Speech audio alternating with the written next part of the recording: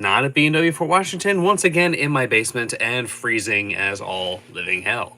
So I am currently donning my wife's wonderful super fuzzy blanket and coming to you today with a little bit of a thing where I'm going to go over some basic math of EV ownership as well as kind of the EV mindset and why it may or may not be the right fit for you.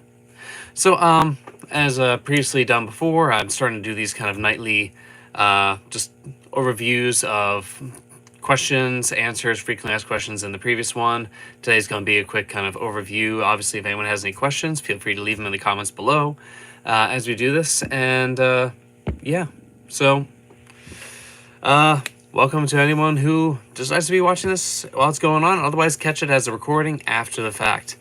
In the meantime, let's go over some basic math as to why EVs are actually a fantastic idea. So, right here in Pennsylvania, obviously it's a little bit different depending on where you're at, but I'll kind of round this out to make it as even numbers as humanly possible to make it super easy to digest. So, the idea and basically one of the main questions that gets asked for someone who might be coming to EVs is it a good idea for me to have an EV? How much will it cost? You know, what's the increase to my monthly electric bill to have an EV? So, I mean, aside from the initial install, obviously you're going to have to be charging your car at home, or at least that's the idea behind it, and I'll go over that a little bit later. But the basic idea behind it is, for instance, let's put it this way. As of right now in Pennsylvania, through PECO, you can get all green electric for 10 cents per kilowatt. So, let's do some basic math here. So, my i4 as of right now has let's say 66 kilowatt hours of storage. So, charging 66 kilowatts at 10 cents per kilowatt is $6.60. That would be from a 0 to 100 charge the entire usable battery side. The battery is actually 70.2, but that's net, that's gross, not net. So I'm talking about the net usage in the i4 eDrive 35, my personal car right now. Obviously, this will be a little bit more if you move up to, an iX or an i4 non-eDrive 35, like the i5, all those, as well as the eDrive 40 for the i4 and M50. Anyway, sticking with the basic numbers. So, 10 cents per kilowatt, 66 kilowatts, $6.60 to charge fully. Now, if you take that over, say, 30 days, that's $198 in the course of a month for that. Here's the thing. If you say it like that, it obviously turns into, that is a lot of money or a little money, depending on what you're filling up. But take into account the average i5 right now, which will get you about 500 miles of range, costs on current gas, 91 octane, $82.08 to fill up your average one. Not completely empty, but mostly empty, maybe like 10 miles left to a full tank. And if you take that out, that becomes $164. Sorry, I did a little bit wrong math. So say you do. Let me take it back a step. Sorry, brain's running ahead of the rest of me. What was I saying before? Right. So 10 cents per kilowatt, 66 kilowatts, $6.60 per kilowatt. Take that over 30 days, it's $198 to fill up every single day of the month, a full charge. However, that's not how most people drive. So the average person drives about 1,100 miles per month, assuming about a 50 mile round trip, or 50 miles driven a day, 6 days a week, 5 days a week, give or take. So about 100 or 1,100 miles a month. And what you have to do to make that kind of more apples to apples is you take that $6.60 to fill up an entire thing, to fill up an entire usable battery. Divide that by 256. That's the average mileage that you get in the i4 eDrive 35, which basically means that it costs 2.85 cents per mile of driving. So if you times that by 1,100 miles, that means it costs $28.36 a month to drive an i4 eDrive 35. And again, that goes up a little bit more, but that's really not much, especially when you compare that out. By the way, just as a little side note, again, basic math of driving, if you really did a full charge every single day, did an entire battery in 1 month, what's the best way to get an M5? Which version of the M5 are you trying to get? Are you looking for like the current M5 or previous M5? You're talking about the V10, the first generation twin turbo. Pardon me, my wife's texting me while I'm doing that. Get that later.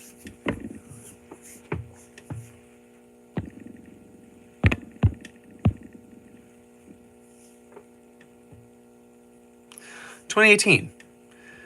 It's a very good question. They're really hard to come by. A lot of people that seem to get these M cars are very fast to continue holding on to them if they're not automatically updating. So honestly, Cars and Bids is a fantastic place to be. Bring Trailer is another fantastic one. You might get a little bit overpriced on whatever it might be, so do a little bit of research. I do suggest looking at KBB and everyone. 2012 550. Yeah, the 2012 550i is not a bad car. That's kind of one of the first iterations of that twin turbo V8, the Hot V8. The Hot V V8 that came out. So they've gone through 2 technical updates since then. So it's a good car. Is it the best iteration of that engine? Definitely not. They were definitely known for kind of either eating through turbos, having problems with seals, just because that was the first time they were really doing that Hot V8 setup where you have the turbos in the middle of your V8 setup. So because of that, probably not the best iteration of it. Worst engine? No, but I'd rank it in terms of like all the engines that BMW has ever made, probably like right in the middle in terms of the best and worst engines that BMW has ever come out with.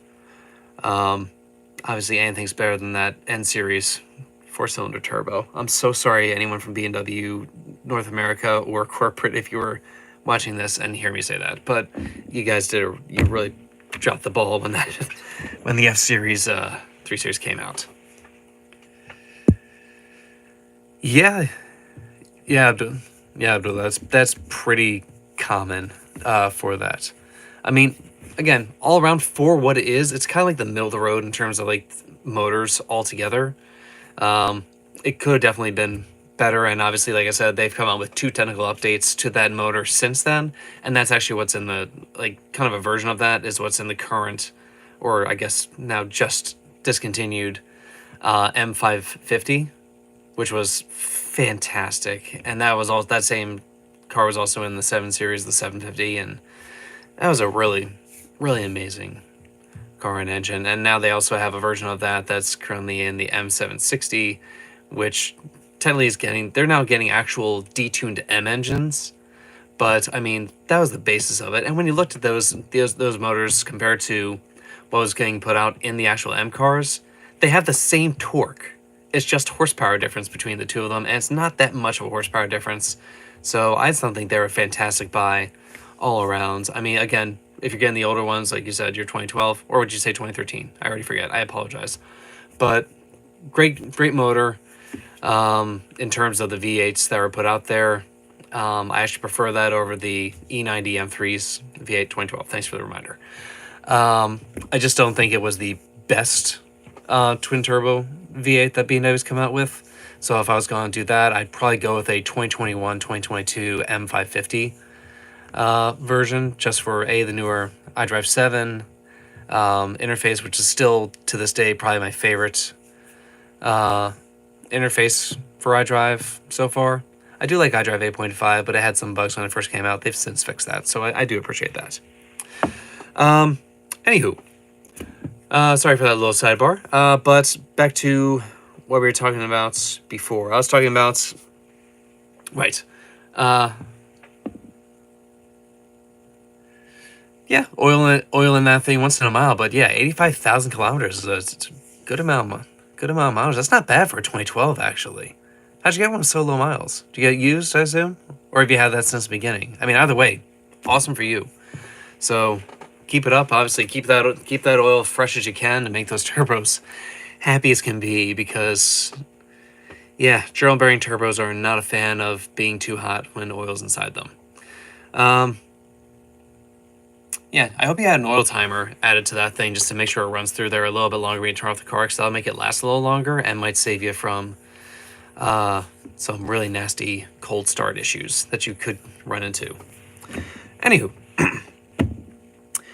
daily driving in I-4 eDrive 35 at $4.95 a day, 6.60 a day, $198 in a month, and that's charging fully using the entire battery 30 days a month.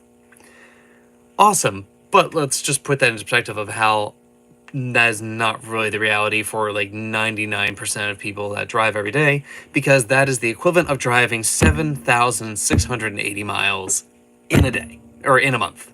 That is just not what people drive. Like I said, they drive closer to 1,100 miles in a month, so 1,100 miles in a month. That is much more consistent with most people's daily drives.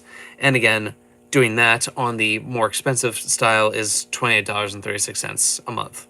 If you do it on non-stable ones, so my current, it currently costs me, me personally, 7.5 cents per kilowatt as I am right now. So I actually, if I was charging at home on a daily basis, I probably, doing my current mileage in a month, it would only cost me $21.27 in a month to drive my current car. My wife's car is even less, because that's 9 kilowatts that she uses, and she never even takes it to empty. So hers fills up for 35 cents. It's insane. But yeah, our bills, even with 2 electric cars, 1 plug-in hybrid, 1 full electric, our entire bills have gone up basically nothing. Now, compare that higher monthly cost. So at $20.36 a month, that's on the higher possible electric cost, kind of rounding it out to 10 cents per kilowatt. That means that for an entire year of driving, it would cost $340. That exact same amount of mileage on an X5, actually it's less mileage on an X5, costs $2,000 a year in gas. Just 340, 2,000.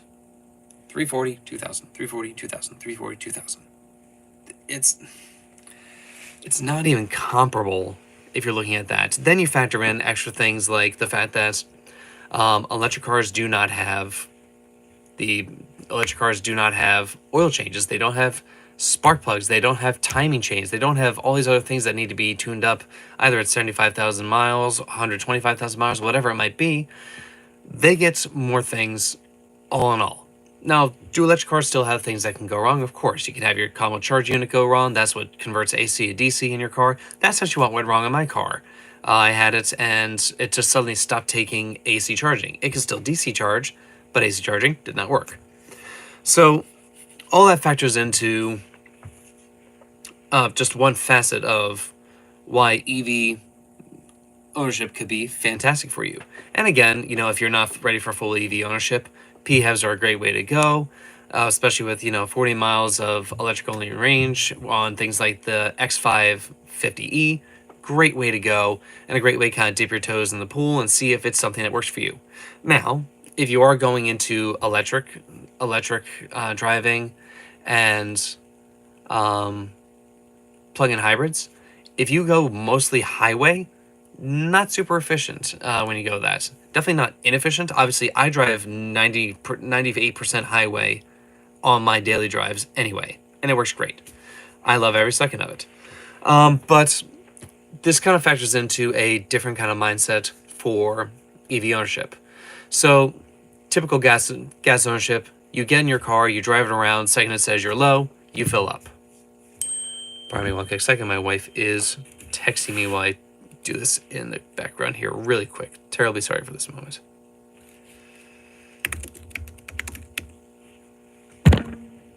And I'm back. Sorry about that. So, EV ownership, obviously gas, you just drive around. Second it says, hey, you already have 20 miles left, 50 miles left before empty. You go to gas, fill it up, and then you drive again until that happens again. EV ownership and plug-in hybrid ownership is a little bit different. But chances are, if you already have a phone, you already live that lifestyle.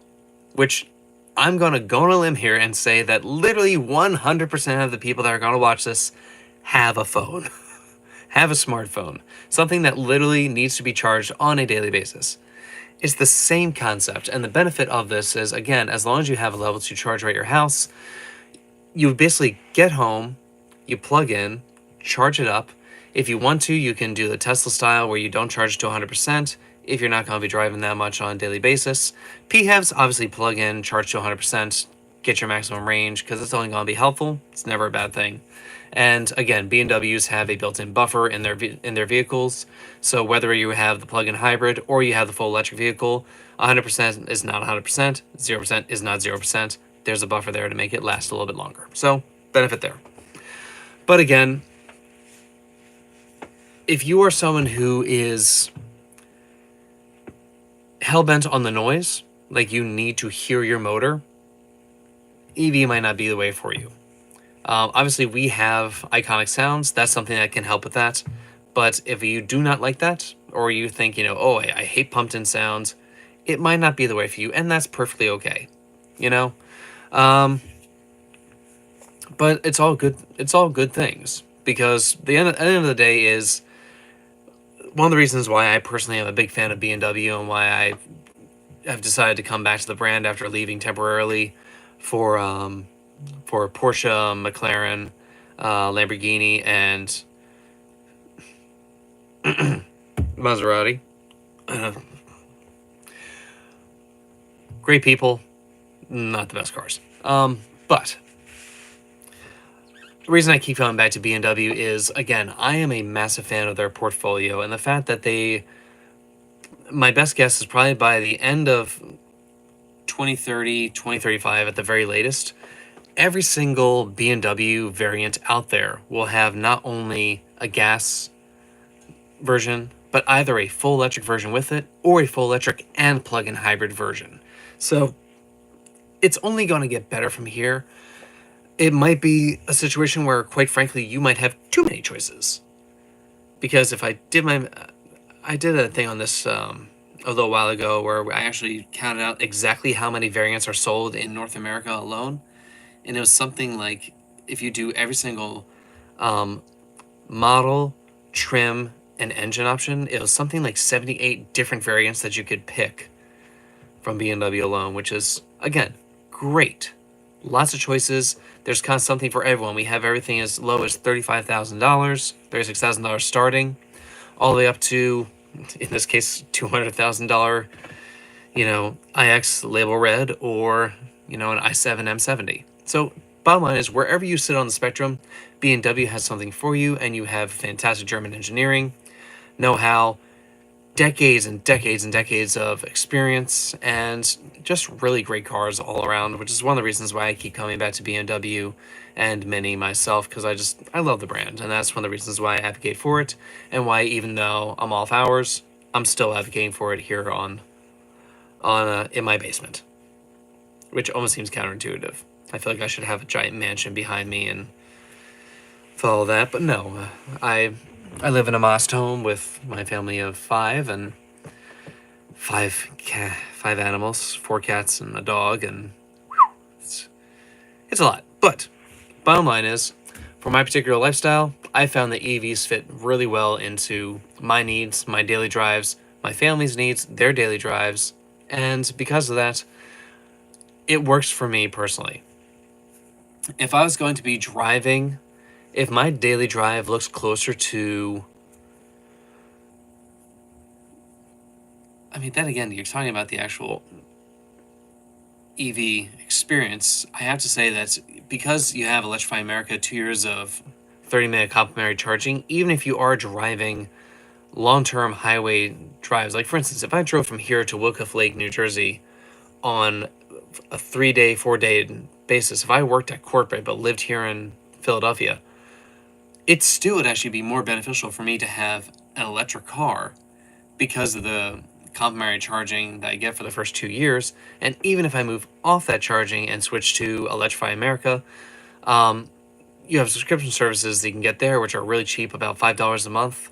And I can charge at all those on the way up and still pay less than I would if I was using gas only, plus complimentary charging options for the first 2 years.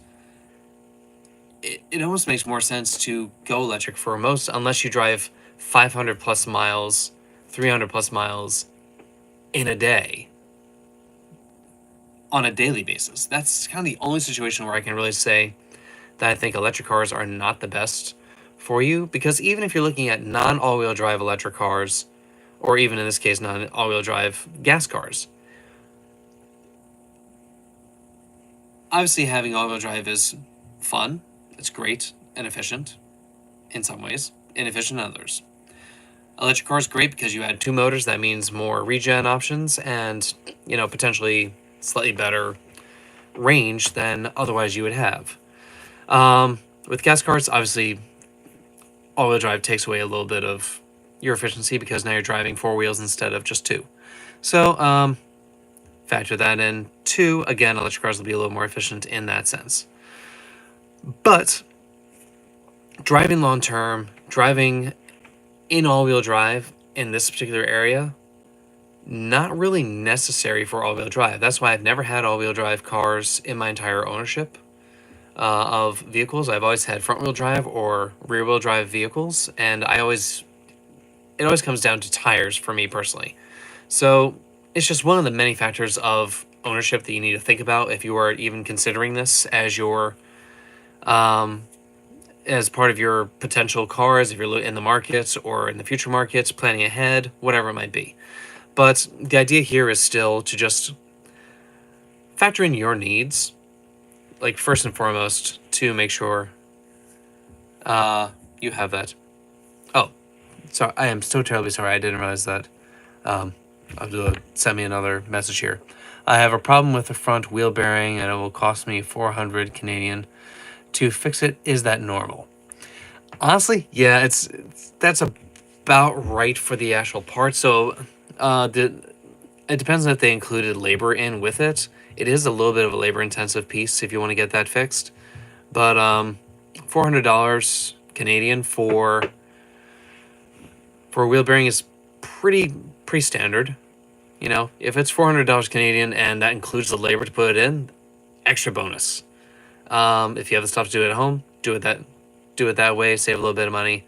I basically do most of my own work outside of full electric work at this moment, although at this point I feel like I should start looking into full electric work at home as well. But yeah, I have like a whole setup on that side of my basement just for this kind of stuff. Hello, 2023 i7 after software update. Why self-driving quit working?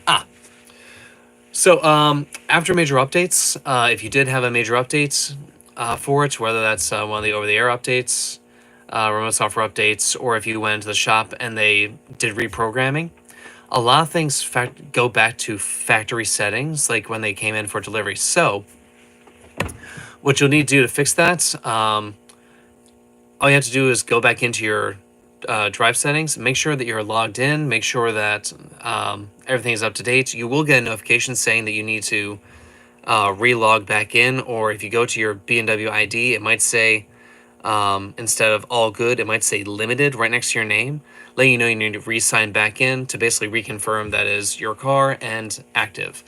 After you do that, you'll probably need to go back into your drive settings and safety and your drive settings and go into the safety and drive settings. So the option on the left side, not the main drive when you have your options for your regen, but the one on the left, and reset your driving distance, your distance control, reset your routes, notifications and assistance, as well as make sure that assisted driving is all the way on. Last but not least, something that might have been changed back to factory setting would be your data privacy. So go into your settings, system settings, scroll all the way down to data privacy, and make sure that that top option is selected. So that is all systems including analysis, or all systems with analysis. No, all systems including analysis is what it's called. And then after you've done that, go down one option in that same list and make sure that all apps and services are up to date. That should fix that. Then take it back out and double check it. Hope that helps, Mike. No idea if you're still watching when I said that, but yeah, hopefully that'll help. Obviously, any questions, feel free to leave any comments on any of my videos. You can also reach me at john.dunphy, john.dunphy, at mile1.com, and I'll help you in any way I can, over the internet. So, best of luck. Let me know how it goes, Mike. Alrighty. I'm not gonna lie. I'm already kind of done my spiel that I wanted to do for this particular run through with a couple sidebars there for questions that came in. But if anyone else that's watching wants to ask any questions, obviously I leave this open to any of you at any points. This isn't like a scripted thing, so obviously you can interrupt with anything you want. Ask me any questions that you want about BMWs or any of the other manufacturers I've been with. I'll happily answer. I could talk about my experience with Tesla versus my experience with BMW versus my experience with my electric Mini, and I can go over any and all things. So let me know what you guys want to hear. Chances are this seems to be working pretty well with my particular schedule and how I've been putting these guys out there. So I will probably start doing a not nightly live show, but maybe like an every other night live show. Hi, baby. Hi, baby. What's up? Sorry, well, my cat's coming down here to say hi. Hi, baby. Yara, you want to come say hi? Want to come over here and say hi? No. You just wanted your toy? Okay, bye-bye. Anywho. Yeah. That, covers EV lifestyle, why it might or may not be good for you, and going over just basic cost of what it would cost to fill your car with us, or with your particular electrician. Obviously, if you ever need, you can kind of factor in your own idea of exactly how much it should cost you. So the basic math that I did, let me throw this out there for you.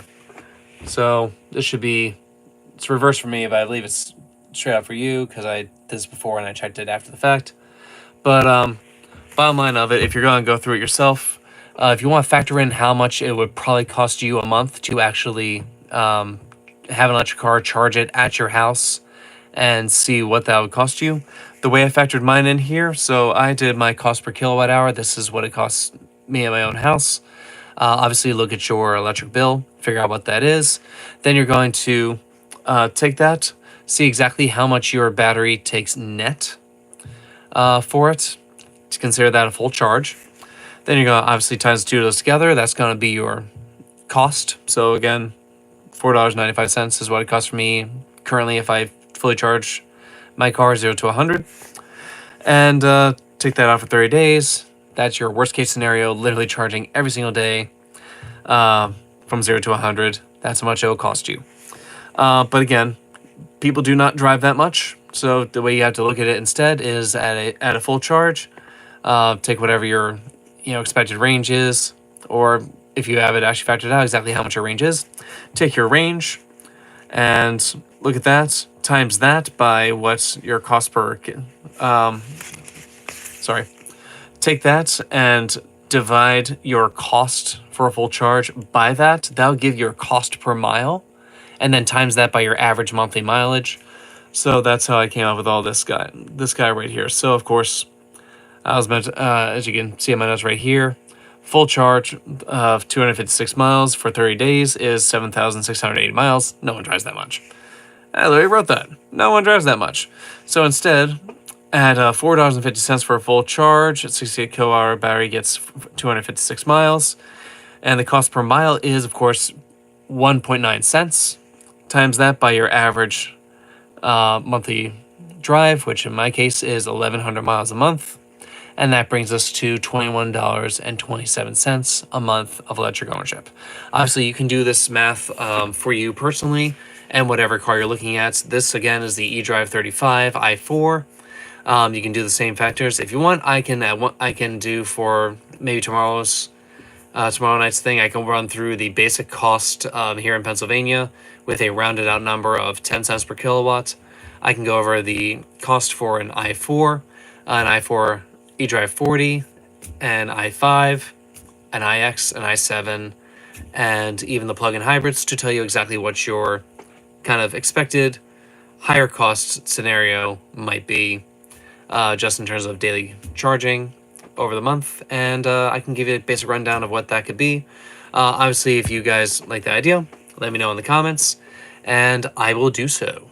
So, with that, I'm going to cut this guy at 31 minutes for today. Thanks so much, everyone, for watching. There's a little bit of rambling in the process, and I apologize for that. But, you know, that's what happens when it's a live chat, and we allow people to ask questions in the process. There's a little bit of sidebars as it goes forward. But, all in all, message gets out there. Thanks, everyone who is watching.